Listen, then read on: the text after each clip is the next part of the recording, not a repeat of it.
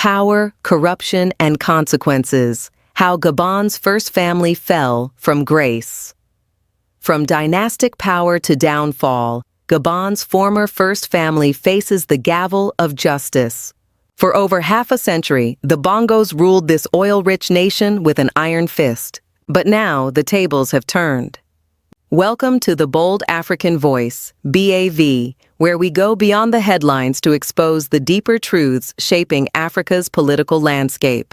I'm Amie Kallon, and this is Africa Now, Weekly Digest. A dynasty in decline. To understand the gravity of what has happened in Gabon, we must recall the decades-long dominance of the Ali Bongo Ondimba presidency and the family rule that preceded him. Ali Bongo succeeded his father, Omar Bongo Ondimba, who ruled Gabon for nearly 42 years until his death in 2009. AP News. For 14 years, Ali Bongo held power until his August 30, 2023 overthrow by a military coup. News 24. Into this context enters his wife, Sylvia Bongo Ondimba, age 62, and son, Noureddin Bongo Valentin, age 33. They were tried in absentia by a Gabonese court, and on November 12, 2025, each sentenced to 20 years in prison for multiple graft-related charges. Anadolu Ajansı, Radio France Internationale. The charges include embezzlement of public funds, money laundering, criminal association, and forgery. ABC News. The trial and its aftermath. The court in Libreville described a network of shell companies, offshore accounts, and discrete investments created during the period when Ali Bongo was suffering a serious stroke in 2018. The prosecution said the mother and son duo exploited his incapacity to divert public funds for private interests.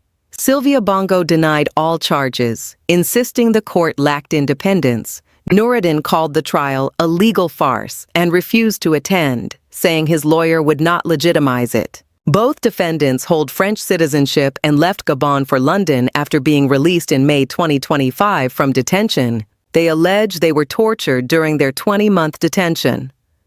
The Standard. Meanwhile, the one who led the coup, Brice Oligui Nguema, now serves as president and has publicly denied any torture and promised fair trials. It's important to note, Ali Bongo himself is not currently facing prosecution, though he has been sidelined. Critical analysis. What does this mean for Gabon? This landmark verdict amounts to more than a corruption case. It is a symbolic severing of the 55-year rule of the Bongo family. But symbolism aside, several deeper issues must be unpacked. 1. Rule of law versus political justice. On one hand, holding powerful elites to account is vital for democratic governance and anti-corruption. On the other hand, the manner of trial in absentia, accusations of executive interference, raises questions about fairness and separation of powers. Noureddin's allegation that the verdict had long been predetermined under the office of President Oligui Nguema points to concerns that the court may be operating as a tool of the ruling regime. 2. Transitional governance and prevention of impunity. The coup that removed Ali Bongo may have created opportunity for reform, but coups bring risks of their own. The new regime must ensure that accountability is genuine, not selective, and that civil liberties and independent judiciary are protected. If not, the cycle of power abuse may simply shift hands rather than end. 3. Economic and social implications. Gabon is richly endowed in oil, yet inequality remains high and governance has been opaque. This verdict could be a wake-up call. Public resources must serve citizens, not dynasts. The new leadership has an opportunity to use this moment to push for institutional reforms, transparency, stronger anti-corruption frameworks, diversification of the economy beyond oil. Africa-wide comparison, lessons and parallels. This case is not isolated. Across Africa, we have seen similar scenarios: entrenched political families, coup interventions, subsequent trials or purges. A few parallels. In Guinea, after the 2021 coup that removed President Alpha Condé, there were investigations into past elite corruption. In Niger and Mali, military takeovers have been followed by anti-corruption rhetoric, though often little independent follow-through. One contrast: in Senegal, longtime President Abdoulaye Wade stepped down via electoral means, and his son's legal troubles showed that accountability can come without a coup. The Gabon case illustrates a hybrid of the two: dynastic takeover ended by a military coup, followed by legal action against the outgoing elite. The question for Africa broadly is, will accountability efforts be genuine system-wide reforms or selective reprisals? Forward-looking approach: what comes next for Gabon and beyond? Let us now peer ahead, for this story is far from over. Will the verdict lead to real institutional reform in Gabon? For example, stronger anti-money laundering laws, oversight of the extractive industries, independent judiciary, a free press? Or will it remain a headline with little structural change? How will the Gabonese public respond? A sense of justice may boost trust in governance, but any perception of victors' justice or persecution of political opponents may erode legitimacy. And what of the international players? Gabon is part of the Central African Economic Zone, oil markets are volatile, and governance ratings matter for investment. The verdict may influence how foreign investors view risk and opportunity in Gabon and the region. On a regional level, other African states will watch closely. If Gabon manages a stable transition from dynastic rule to accountable governance, it may serve as a model. Conversely, if it slides into authoritarianism or selective justice, it becomes a cautionary tale. Key questions moving ahead: will Ali Bongo be prosecuted or held responsible in any way, and will his treatment reflect fairness or selective politics? How will the new regime handle dissent, media freedoms, and opposition rights? Accountability requires more than top-end punitive actions. It requires systems that prevent future abuse. Will the reform agenda match the rhetoric, not just taking down symbols of the past, but building frameworks of the future? The sentencing of Sylvia Bongo and Noureddin Bongo is a dramatic headline.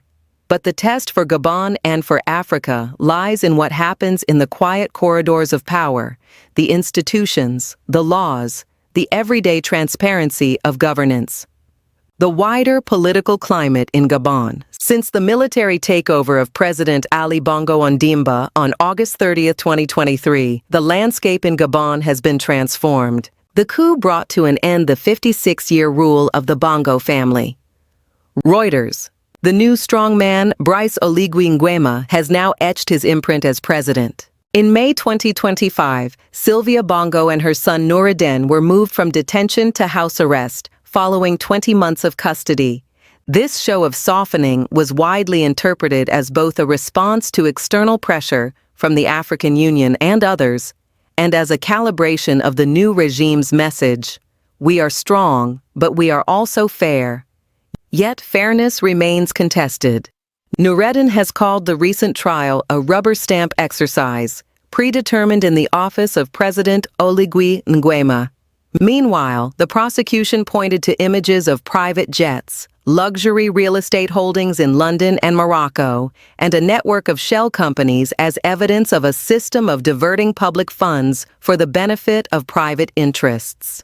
ABC News: institutional reform, a chance or mirage? Here is where the narrative becomes more strategic. The verdict against Sylvia and Noureddin is more than just a punitive act. It opens, potentially, a new chapter for institutions in Gabon. Opportunity. With the Bongo family removed from the pinnacle of power, Gabon potentially faces an opening to strengthen institutions, a more independent judiciary, greater oversight of extractive industry revenues, strengthen civil society, and press freedoms. International investors and multilateral donors will closely monitor the new leadership. Signals of transparency could unlock greater foreign direct investment, FDI, in oil, mining, infrastructure, areas where Gabon remains rich but underperforming. Risk. If the trials are perceived as politically motivated rather than legally grounded, that is, selective justice rather than system-wide accountability, the new regime may inherit the worst of the old: concentration of power, lack of real oversight, and dim prospects for the average Gabonese citizen. The very fact that Ali Bongo himself is not facing prosecution and remains outside the dock raises questions about where the real lines of accountability will be drawn. My Joy Online. Regional repercussions, lessons across Africa. Now, look outward. This Gabon case is not isolated. It mirrors, echoes, and diverges from other African experiences. In West and Central Africa, coups have become a recurring phenomenon, from Mali to Niger, from Burkina Faso to Guinea. The so-called coup belt. What makes Gabon distinct is the combination of a dynastic regime, the Bongos, an apparently bloodless coup, and now a high-profile corruption trial. Contrast with, for example, Senegal, where democratic transition occurred from ballot box rather than barracks, and accountability has been more incremental. For Africa's reformers, Gabon may either become a blueprint, removal of plunderers plus reform, or a cautionary tale, coup plus selective justice plus fragile institutions. What to watch next? Key flashpoints. Let us prepare our radar for what happens in the weeks and months ahead. 1. Follow-up trials and prosecutions. 10 former allies of the Bongos remain on trial. The scope and fairness of their proceedings will test whether this is systemic accountability or targeted purge. Reuters. 2. Judiciary independence. Will the courts operate free of executive pressure? Will defense rights, transparent evidence handling, and impartial adjudication become the norm rather than exception? 3. Media and civil society space. Will journalists, opposition figures, and civic activists be able to monitor, critique, and hold power to account without intimidation? The legitimacy of reform depends on public trust, and that trust is built in daylight. 4. Economic reform and social justice. If the state truly redirects proceeds from the oil-rich extractive sector into education, healthcare, infrastructure, and job creation, then the verdict becomes part of a transformation.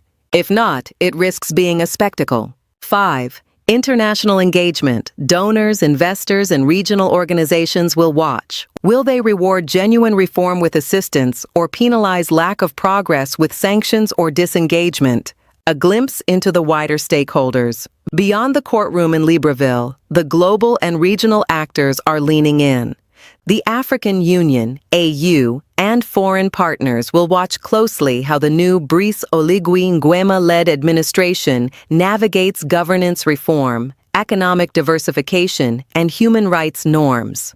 For corporations eyeing Gabon's oil, timber, and mining sectors, credibility of institutions and regulatory certainty matter. And for citizens of Gabon, and indeed across Africa, this moment offers both warning and possibility.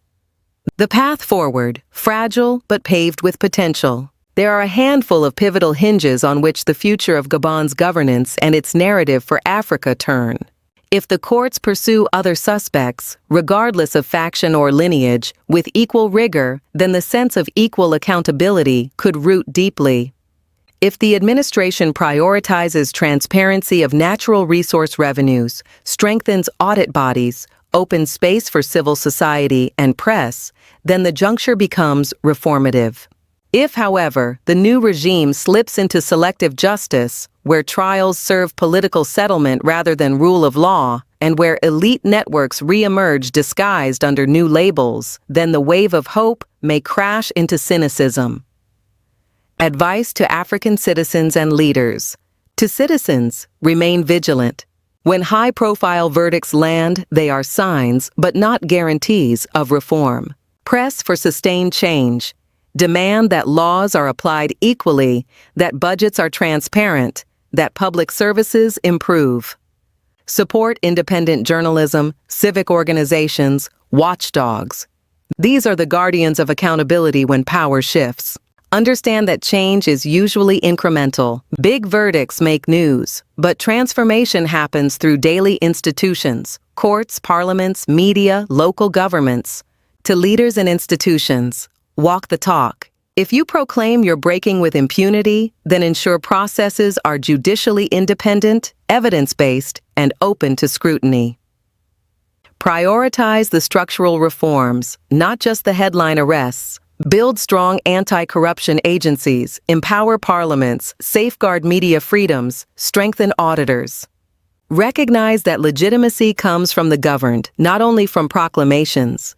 Use wealth from the state's extractive resources to invest in people, not just palaces. Engage regionally and internationally. Transparency norms, peer review mechanisms, and multilateral cooperation matter in embedding reform. Key takeaway messages. The sentencing of Sylvia Bongo Ondimba and Noureddin Bongo Valentin to 20 years in prison in Gabon marks a dramatic rupture with decades of dynastic rule. AP News, France 24. But the import lies not only in punishment, but in whether this moment catalyzes institutional reform and a shift from personalized power to rule-bound governance. Across Africa, the case offers both a caution and a template. Accountability must be system-wide, fair, and not simply a post-coup spectacle. Ultimately, the durability of change depends on daily protections of rights, transparency of institutions, and engagement of citizens, not just one headline verdict. As the gavel falls in Gabon, one question echoes across Africa. Is this true justice, or just another chapter in the continent's long struggle between power and accountability? Stay with the bold African voice for fearless reporting, critical analysis, and stories that redefine Africa's narrative. Remember to like, share, and subscribe. And don't forget to click the notification bell so you never miss an episode of Africa Now, Weekly Digest. Together, we amplify the bold African voice because Africa deserves to be heard. I'll leave you with this. In Gabon, the dynasty has been interrupted. The question now is what rises in its place: a durable state of accountability or another chapter of elite capture under a new guise. We will continue to track how this unfolds. Until next week on BAV Africa Now, Weekly Digest, I'm Amie Kallon. Thank you for watching.